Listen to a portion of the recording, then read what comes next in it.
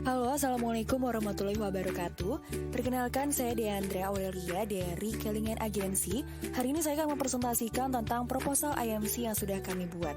Klien kami adalah Selat Fins yang berdiri pertama kali di Solo tahun 2008 dan saat ini sudah memiliki beberapa cabang, diantaranya adalah di Solo, Jakarta, Semarang, Yogyakarta, dan Salatiga. Untuk Kelingan sendiri, kami menghandle Selat Fins di Jakarta, tepatnya berada di Tanjung Duren, Jakarta Barat, dan Kemang, Jakarta Selatan. Dan selanjutnya presentasi akan saya serahkan kepada Syahrul Sobirin. Selanjutnya kita masuk ke riset kuantitatif. Yang pertama adalah media sosial dari Selat Fins itu sendiri. Jadi Selat Fins itu memiliki Instagram yang bernama Fins Selat. Memiliki followers 8.151 Juni per 2020. Average number of content dari Selat Fins itu adalah 12 per bulan. Dan konten-kontennya seperti food and beverage, promo, facility, education, dan tipe-tipe konten fotonya tuh seperti foto-foto feed seperti biasa dengan engagement performance like-nya 4,10% dan komennya 0,12% dan engagement rate rata-rata 4,22%. Selanjutnya masuk ke product and company analysis. Jadi company-nya untuk Selat Fins yang berada di Jakarta itu sendiri berada di Tanjung Duren dan Kemang.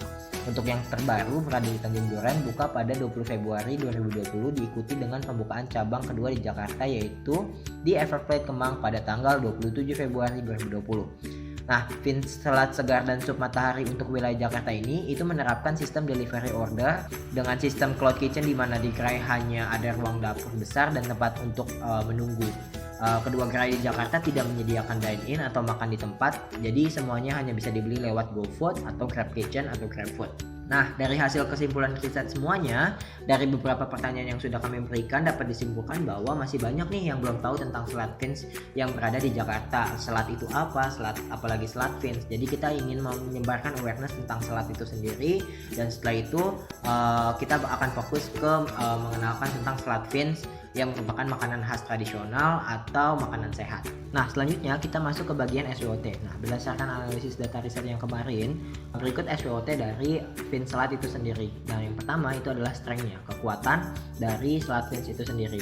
Yang pertama itu adalah Selat Fins dapat dijadikan sebagai menu untuk diet, dan yang kedua harganya cukup terjangkau, dan yang ketiga terbuat dari sayuran yang sehat dan fresh. Selanjutnya Selat Fins merupakan makanan khas Nusantara, dan selanjutnya Selat Fins dapat dimakan di setiap saat yang merupakan tipe all time food. Bagian kedua adalah bagian weakness-nya. Bagian weakness-nya itu seperti dengan adanya di GrabFood, dengan cuma ada di GrabFood merupakan memakan biaya ongkos atau kirim ongkir. Tidak adanya akun promosi sosial media yang khusus ada di gerai di Jakarta. Nah, selanjutnya yang ketiga itu adalah opportunity atau peluang dari Selat Fins itu sendiri. Dengan sistem GrabFood memudahkan dalam memesan makanan.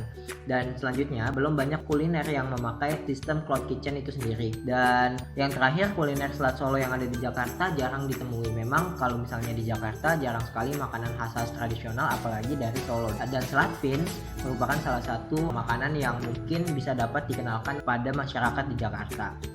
Nah, selanjutnya bagian threat atau ancamannya, contohnya seperti banyak masyarakat yang Jakarta belum tahu kuliner tradisional Selat Fins, dan selanjutnya maraknya makanan luar atau kekinian yang mulai menggeserkan makanan tradisional. Jadi ancaman-ancamannya berasal dari makanan-makanan kekinian yang memang terkenal, yang sudah terkenal sebelumnya.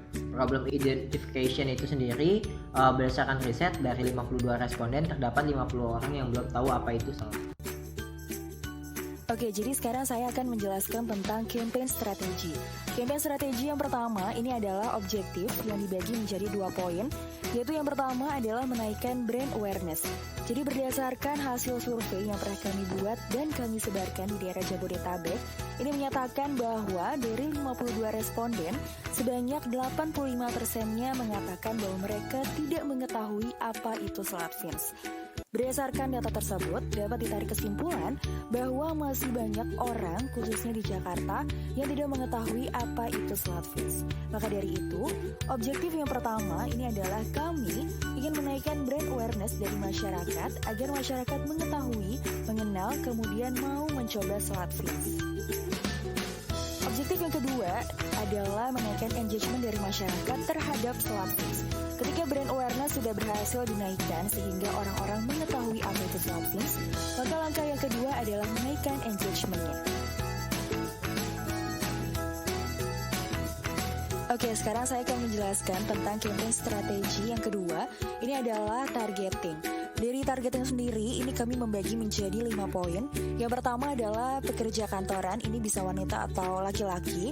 Karena lokasi Selat Vince ini dekat dengan daerah perkantoran, yaitu di Tanjung Duren dan Kemang, maka target yang pertama adalah pekerja kantoran.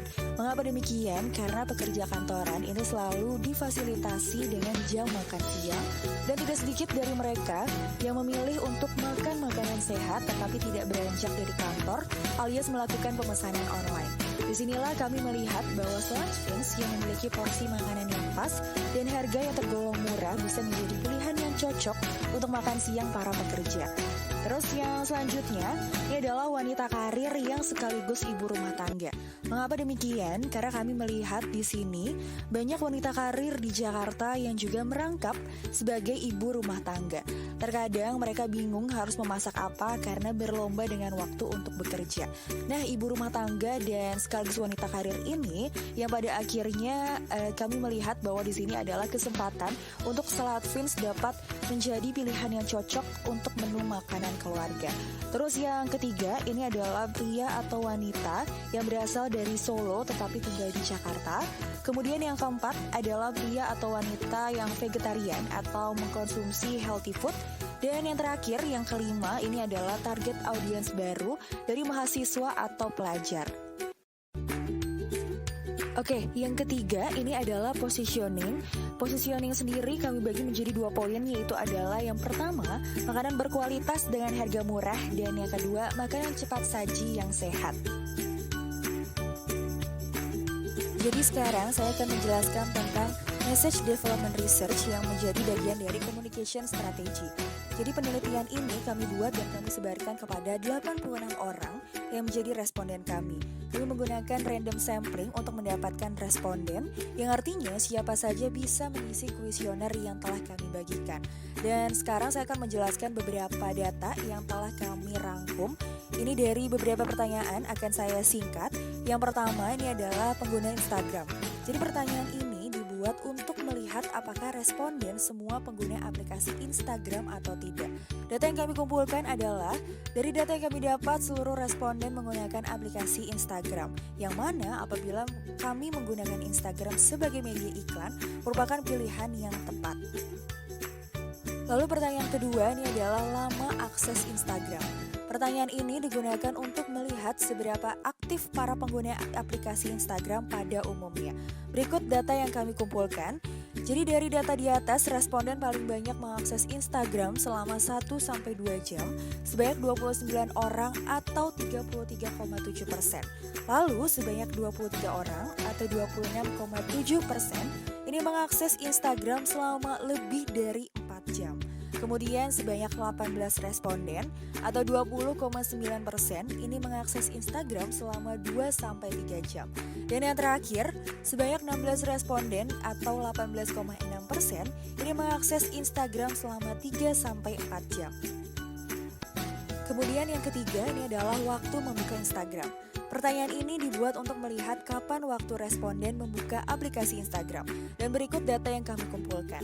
Jadi dapat ditarik kesimpulan bahwa para responden ini membuka Instagram saat mereka memiliki waktu luang, tidak terpaku pada makan siang, sore, ataupun malam.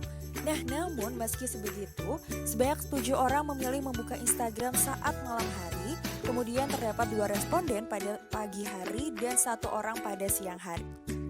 Kemudian pertanyaan yang keempat ini adalah tertarik mengikuti akun bisnis makanan atau tentang makanan. Jadi pertanyaan ini dibuat guna melihat minat masyarakat terhadap akun-akun yang mengunggah konten tentang makanan. Entah hanya untuk promosi atau hanya memang mereka berjualan. Dan berikut data yang kami kumpulkan. Dapat disimpulkan dari data di atas sebanyak 52,3% atau 45 responden tidak tertarik untuk mengikuti akun bisnis atau makanan yang mengunggah tentang makanan. Namun, hasil dengan responden yang menjawab tertarik tidak terlalu jauh. Sebanyak 47,7% atau 41 orang ini tertarik untuk mengikuti akun bisnis makanan atau tentang makanan. Oke, selanjutnya saya akan menjelaskan tentang creative theme. Jadi elemen yang diuji ini adalah terdiri dari appeal, yaitu sebuah pendekatan yang digunakan untuk menarik perhatian konsumen dan atau untuk mempengaruhi perasaan mereka terhadap produk atau jasa. Nah, pengertian tersebut dapat dihubungkan dengan daya tarik yang dimiliki oleh SlatFins, yaitu yang pertama adalah memiliki harga yang murah. Kemudian untuk daya tarik selanjutnya ini adalah terletak pada banyaknya cabang yang dimiliki oleh SlatFins. SlatFins memiliki 14 cabang yang tersebar di kota Solo, Yogyakarta, Semarang, dan Jakarta. Dan daya tarik yang terakhir ini adalah yang ada pada SlatFins adalah konsep yang diusung untuk cabang Jakarta, tepatnya untuk outlet yang berada di Tanjung Duren dan Kemang. Untuk kedua outlet tersebut, SlatFins mengusung konsep Cloud Kitchen untuk outlet Kemang, serta Grab Kitchen untuk outlet Tanjung Duren.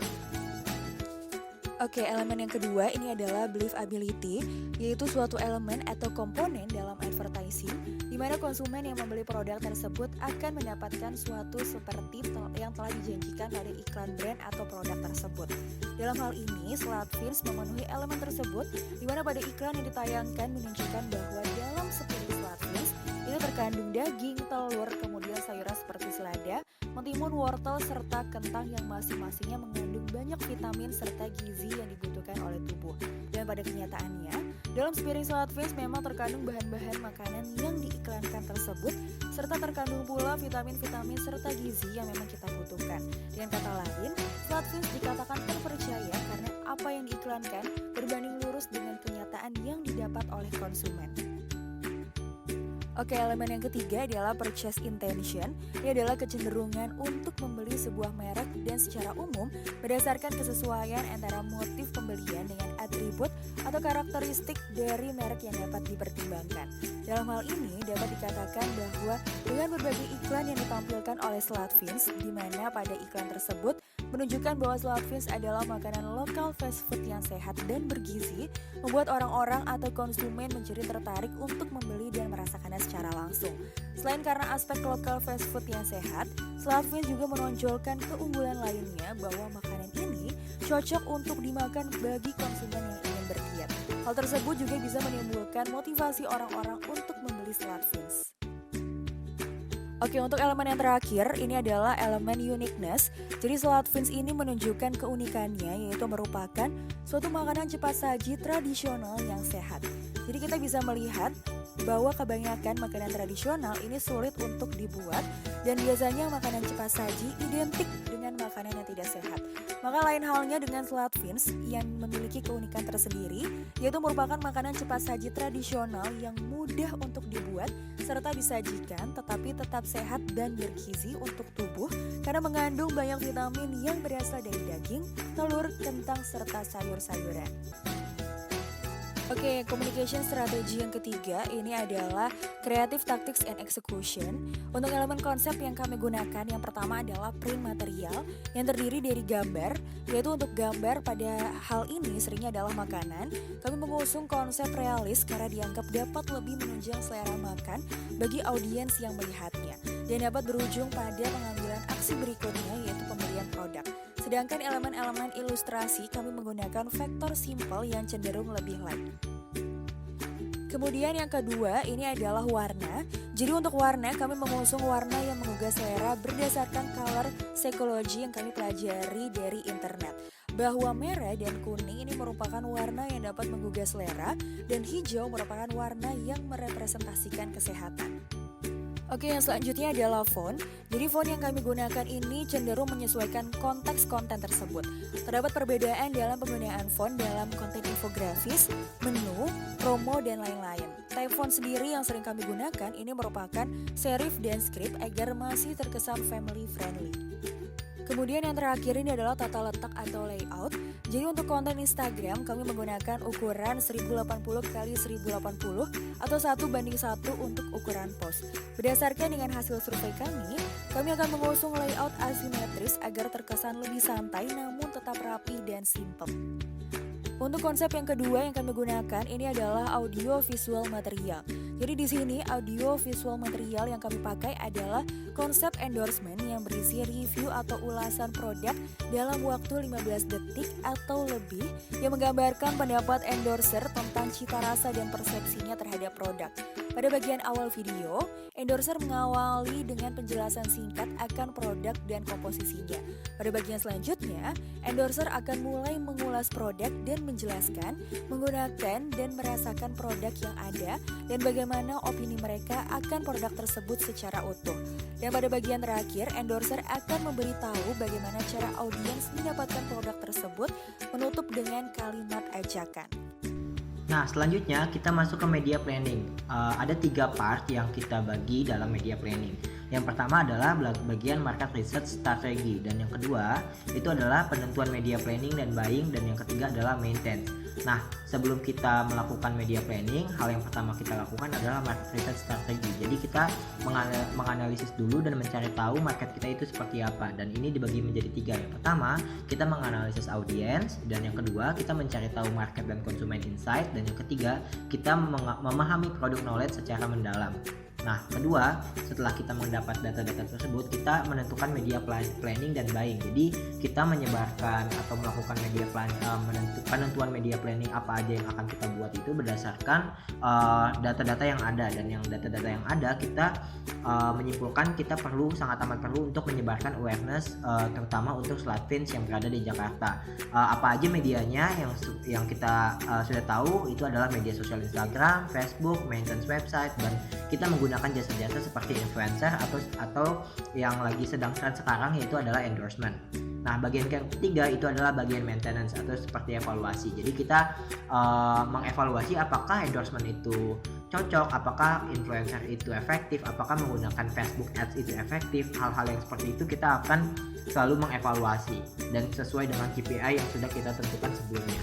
Oke, jadi sekarang saya akan menjelaskan tentang other marketing communication strategy.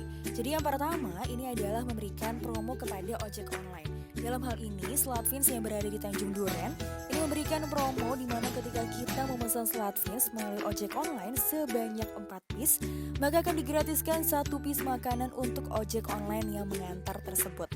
Makanan yang diberikan pada ojek online ini terdapat 3 macam, yaitu nasi soto plus minum, selat plus minum, dan nasi timlo plus minum. Nantinya para ojek online ini dapat memilih satu di antara 3 menu tersebut. Lalu yang kedua ini adalah memberikan 100 packs makanan untuk tenaga medis. Karena saat ini Indonesia sedang mengalami pandemi virus corona dan salah satu cara untuk mencegahnya adalah dengan makan makanan yang bergizi, maka Slatfins memutuskan untuk memberikan 100 packs untuk tenaga medis yang sedang berjuang melawan corona. Mengapa tenaga medis? Karena di sini kami melihat bahwa tenaga medis ini merupakan garda terdepan yang harus diberikan asupan makanan dan minuman yang bergizi. Maka dari itu, Slatfins yang memang isinya adalah berbagai jenis sayuran yang kaya akan nutrisi diharapkan bisa menjadi suntikan energi untuk tenaga medis. Yang ketiga ini adalah merencanakan event makanan ketika pandemi berakhir. Dalam hal ini, kami percaya bahwa event makanan dapat menaikkan brand awareness dari Slatfins. Dengan mengikuti event makanan yang ada, otomatis banyak masyarakat yang akan mengetahui bahkan mencoba Slatfins. Selanjutnya kita masuk ke bagian budgeting. Yang pertama adalah konten Instagram atau daily content. Kita memerlukan keperluan seperti kuota seharga 150.000, dan selanjutnya konten Facebook juga sama, keperluan kuota seharga 150.000, dan kita menggunakan strategi seperti Instagram Ads dan Facebook Ads dengan biaya promoting ads-nya itu sebesar 4 juta, kalau Facebook Ads sebesar 4.800.000. Dan promo-promo yang akan kita lakukan juga promo ke akun-akun food atau akun-akun diskon di Instagram. Jadi seperti Jakarta Food Cram atau hal-hal sebagainya, kita mengalokasikan sebesar 500.000. Setelah itu kita ingin ada konten seperti Kids Try. Jadi ini konten seperti ada di US dan emang sudah terkenal di US. dan di YouTube. Jadi kita ingin mengadopsi dari hal itu, tapi kita memakai talent dan untuk keperluan selainnya itu sewa studio, sewa kamera, free talent properties itu sebesar totalnya 2.850.000. Dengan selanjutnya strategi kita melakukan endorsement dengan 3 influencer dengan satu influencer itu sebesar 5 juta dengan followers yang juga sudah berjuta-juta, dan dengan 3 influencer sebesar 15 juta. Dan selanjutnya ada giveaway, voucher diskon dan voucher free makan sebesar 500 dan 350.000 dengan total jadinya 850.000. Dan kita juga ada daily content quota juga sama yang tadi itu sebesar 150.000. Dan selanjutnya ada Jakarta Sport Club, jadi juga kita punya konsep yang dimana hal ini diperuntukkan untuk